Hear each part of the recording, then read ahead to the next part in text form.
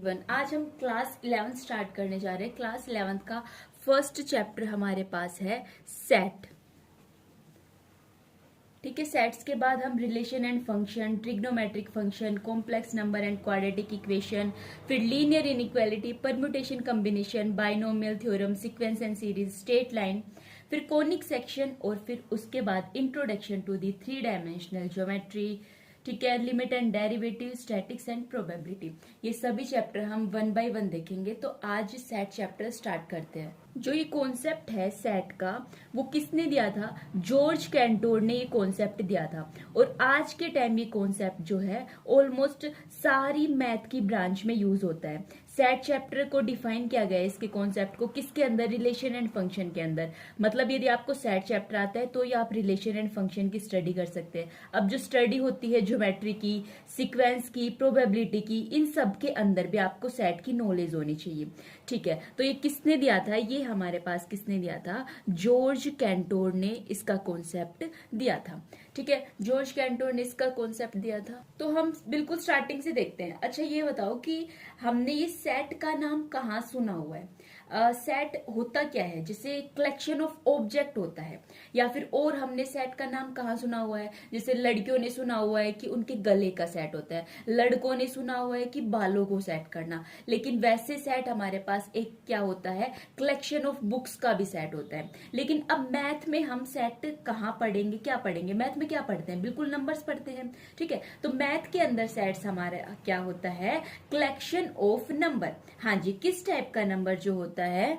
जैसे collection of natural number, या फिर collection of prime number, composite number, ये इस टाइप के ये जितने भी कलेक्शन होते हैं।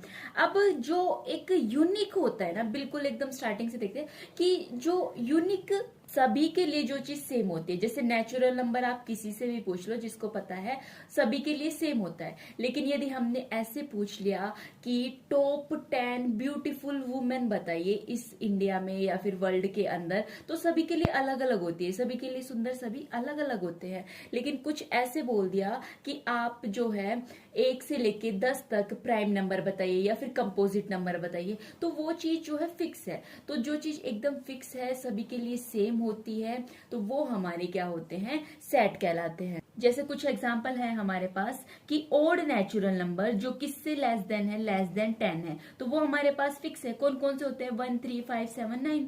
या फिर जो रिवर ऑफ इंडिया है, या फिर इंग्लिश अल्फाबेट की वोवल्स बताइए, या फिर डिफरेंट काइंड ऑफ ट्राइंगल्स बताइए, ये सब हमारे पास क्या है? एग्जाम्पल है। किसके? सेट के एग्जाम्पल है। अब प्राइम फैक्टर बताइए 210 का। अब 210 का प्राइम फैक्टर हमारे पास फिक्स है। जैसे एग्जाम्पल हमने ले लिया prime factor of 210। Prime factor of 210 वो हमारे पास फिक्स होता है। क्या होगा?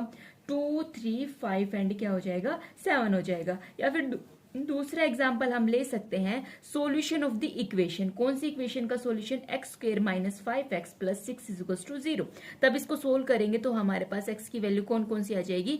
2 और 3। तो ये जो चीज है ये फिक्स है। तो ये सभी हमारे पास क्या है? सेट। अब सेट की जो रिप्रेजेंटेशन होती है वो जो है हम कैपिटल अल्फाबेट से करते हैं। ठीक है, कैपिटल अल्फाबेट से रिप्रेजेंटेशन करते हैं। जैसे कोई भी सेट है उसको हम कैसे लिखेंगे? a = b = c = कुछ भी ऐसे ही लिख सकते हैं। ठीक है, अब जो सेट की रिप्रेजेंटेशन कर्ली ब्रेसिस के अंदर होती है, इसके अंदर जो एलिमेंट आते हैं वो हम किससे डिनोट करते हैं? स्मॉल अल्फाबेट से डिनोट करते हैं। इन सब को हम क्या बोलते हैं? ये सब हमारे क्या होते हैं? एलिमेंट्स होते हैं। ठीक है, ये अलग अलग एलिमेंट होते हैं जिनको हम कोमा से सेपरेट करते हैं। इसका मतलब ये नहीं कि हर बार ABC आएगा, वो सिर्फ एक बताया गया है कि इसके अंदर जो है हम स्मॉल अल्फाबेट लेते हैं। अब देखो, जैसे सेट ऑफ नेचुरल नंबर है उसको n से डिनोट करते हैं, ये फिक्स होता है। सेट ऑफ इंटीजर z से डिनोट करते हैं, set of rational number q से, रियल नंबर r से, set of positive integer z+ से, and the set of positive rational number q+ से, और फिर उसके बाद set of positive real number जो हम r+ से करते हैं।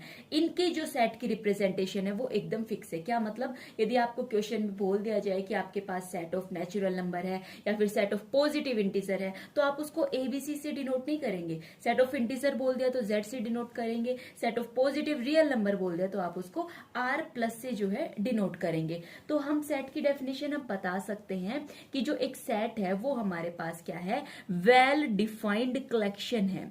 वेल डिफाइंड कलेक्शन है किसका, ऑब्जेक्ट्स का जो वेल डिफाइंड कलेक्शन है वो ही हमारा क्या होता है, सेट होता है। अब कुछ और पॉइंट जो हमें नोट करने के हैं वो जो मैं बता चुकी हूं वही हमारे पास है कि जो ऑब्जेक्ट और एलिमेंट या फिर मेंबर होते हैं सेट के अंदर, चाहे इनको ऑब्जेक्ट बोल दो आप, इनको चाहे एलिमेंट बोल दो या फिर सेट के मेंबर बोल दो, आप कुछ भी बोल सकते हो। और जो सेट को है वो कैपिटल अल्फाबेट से या फिर कैपिटल लेटर से डिनोट करते हैं और जो एलिमेंट होते हैं सेट के उनको स्मॉल लेटर से हम जो है डिनोट करते हैं। अब इसके बाद आता है हमारे पास कि सेट को रिप्रेजेंट करने के लिए हमारे पास दो मेथड होते हैं, दो तरीके होते हैं। तो हम उन्हें बोल सकते हैं, सबसे पहला हमारे पास है रोस्टर फॉर्म। ठीक है, रोस्टर फॉर्म या फिर इसका दूसरा नाम हमारे पास क्या होता है, टेबुलर फॉर्म होता है। और इसकी दूसरी हमारी है क्या होती है, सेट बिल्डर फॉर्म। तो ये दो मेथड है जिनसे हम जो है एक सेट को रिप्रेजेंट कर सकते हैं। तो वन बाय वन देखते हैं। सबसे पहले देखते हैं रोस्टर फॉर्म के अंदर क्या होता है। रोस्टर फॉर्म के अंदर जो एलिमेंट है उन्हें सेपरेट किया जाता है कोमा से और उन्हें जो है एक कर्ली ब्रेसिस के अंदर रखा जाता है। जैसे कोई भी हमने सेट ले लिया, जैसे 1 3 5 7, इस टाइप से हमने कोई भी सेट ले लिया, इसको कोई भी कैपिटल लेटर से हमने क्या कर दिया है, डिनोट कर दिया है। तो ये हमारी जो फॉर्म होती है ये हमारी क्या है, रोस्टर फॉर्म है। या फिर सेट ऑफ नेचुरल नंबर ले लिया जो हमारा 20 से डिवाइड करता है, वो भी कोमा से उसको सेपरेट कर देंगे। तो जो इस टाइप की फॉर्म होती है ये हमारी कौन सी फॉर्म होती है, ये हमारी रोस्टर फॉर्म होती है। अब सेकंड वन हमारे पास आती है कौन सी, सेट बिल्डर फॉर्म। अब सेट बिल्डर फॉर्म को हम किस टाइप से लिखते हैं ये आप ध्यान से देखना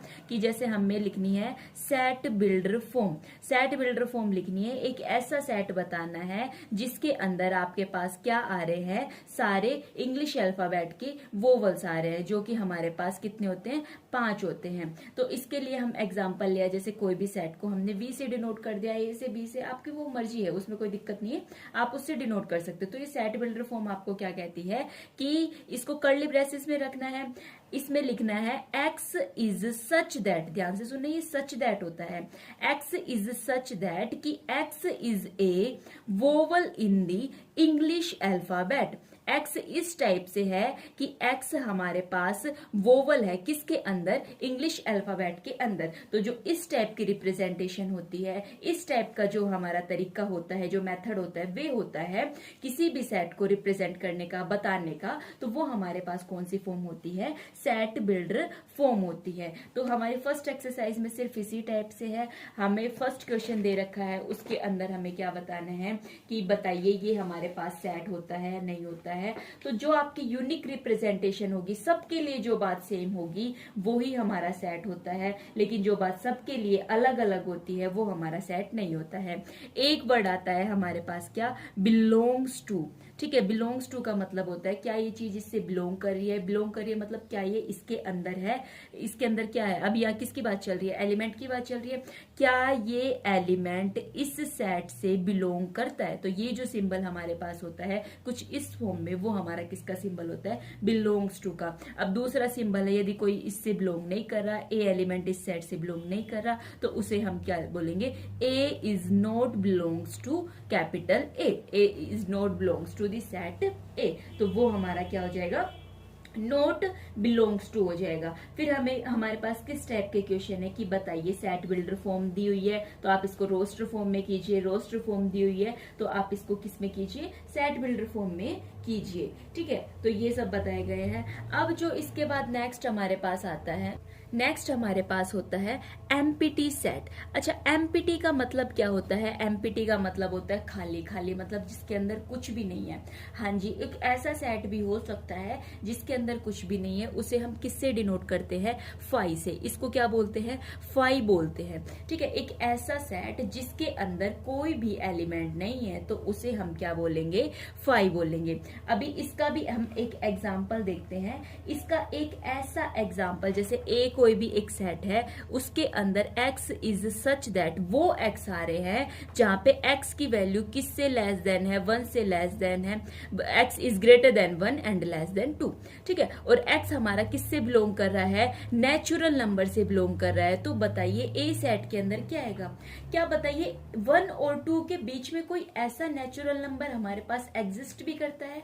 ऐसा कोई नेचुरल नंबर एग्जिस्ट नहीं करता। 1 के बाद दूसरा जो नेचुरल नंबर आता है वो 2 ही आता है। तो ये जो सेट है इसके अंदर कुछ एलिमेंट नहीं आएगा। तो इस सेट को हम कैसा सेट बोलेंगे, एम्प्टी सेट बोलेंगे, जिसके अंदर हमारे हम किससे रिप्रेजेंट करते हैं, 5 से रिप्रेजेंट करते हैं। अब इसके बाद दो हमारे पास और होते हैं, एक होता है फाइनाइट सेट और दूसरा हमारे पास होता है इनफाइनाइट सेट। इसमें भी कुछ ज्यादा महाभारत नहीं है। जैसे फाइनाइट सेट बोलते हैं जिसके अंदर फाइनाइट नंबर ऑफ एलिमेंट्स हो, एक ऐसा सेट जिसके अंदर आपके पास फाइनाइट नंबर ऑफ एलिमेंट्स होते हैं वो होता है फाइनाइट सेट। दूसरा हमारे पास होता है इनफाइनाइट सेट, जिस सेट के अंदर इनफाइनाइट मतलब अनगिनत नंबर ऑफ एलिमेंट्स हो, जैसे सेट ऑफ नेचुरल नंबर। ये इसको हम क्या बोल सकते हैं, जैसे सेट ऑफ नेचुरल नंबर, ठीक है, सेट ऑफ नेचुरल नंबर जिसको हम एन से डिनोट करते हैं, तो वो हमारा कैसे सेट हो जाएगा, इनफाइनाइट सेट हो जाएगा। इसके बाद दो वर्ड और आते हैं जिसको हम बोलते हैं equal set and the equivalent set. Equal और इक्विवेलेंट सेट हमारे पास क्या होता है, अच्छा देखिए इक्वल सेट बिल्कुल एकदम एग्जांपल से समझते हैं, कोई दिक्कत टेंशन की बात नहीं है। इक्वल सेट हमारे पास क्या कहता है, जैसे एग्जांपल हमने माना ए सेट है, इसके पास 1 2 3 है और बी सेट है उसके पास 3 1 और 2 है। अब देखिए ये इससे फर्क नहीं पड़ता कि एलिमेंट आगे लिख रखे पीछे लिख रखे। देखिए 1 इसके पास है, 1 इसके पास है, 2 इसके पास है, 2 इसके पास है, 3 भी इसके पास है। तो जितने नंबर ऑफ एलिमेंट है वो एकदम एग्जैक्ट और बिल्कुल इक्वल होने चाहिए, तो वो हमारा क्या हो जाएगा, इक्वल सेट हो जाएगा। लेकिन इक्विवेलेंट सेट हमारा कहता है कि यदि ए सेट के पास 3 एलिमेंट मतलब नंबर ऑफ एलिमेंट आपके पास 3 है और बी सेट के पास चाहे फिर वो ए बी सी हो, तो ये दोनों सेट हमारे कैसे हो जाएंगे, इक्विवेलेंट सेट हो जाएंगे। अच्छा देखिए number of element number of member इसके पास 3 है, इसके पास भी नंबर ऑफ मेंबर 3 है, तो ये हमारा कौन सा सेट हो जाएगा, ये सेट हो जाएगा हमारा कौन सा, इक्विवेलेंट सेट। अब जो एक बात और नोट करने की है वो क्या है, जैसे मान लीजिए यहाँ पे जो बी सेट है वो आपके पास किस टाइप से होता है, 3 3 1 1 2 2। तो क्या ये सेट इक्वल सेट होते हैं, बिल्कुल इक्वल होते हैं। यहाँ पे 3 जो है ये इस टाइप से लिखा नहीं जाता, इसको इसी टाइप से हम जो है लिखते हैं। ये दोनों सेट भी हमारे पास क्या होते हैं, इक्वल सेट होते हैं। कि जो कुल मिला के ये बात है कि जैसे ये 2 है तो ऐसी शक्ल हमें यहाँ दिखनी चाहिए, ऐसी शक्ल हमें यहाँ दिखनी चाहिए, ये दिखना चाहिए, कुछ इसके अलावा एक्स्ट्रा हमें जो है नहीं दिखना चाहिए, तो वो हमारे पास इक्वल सेट होते हैं। अदरवाइज इस हिसाब से होते हैं तो वो हमारे पास क्या होते हैं, इक्विवेलेंट सेट होते हैं। तो इस वीडियो में हम इतना ही रखते हैं। नेक्स्ट वीडियो में हम देखेंगे सबसेट क्या होता है, वेन डायग्राम क्या होता है और इससे रिलेटेड कुछ प्रॉपर्टी भी देखेंगे। ठीक है।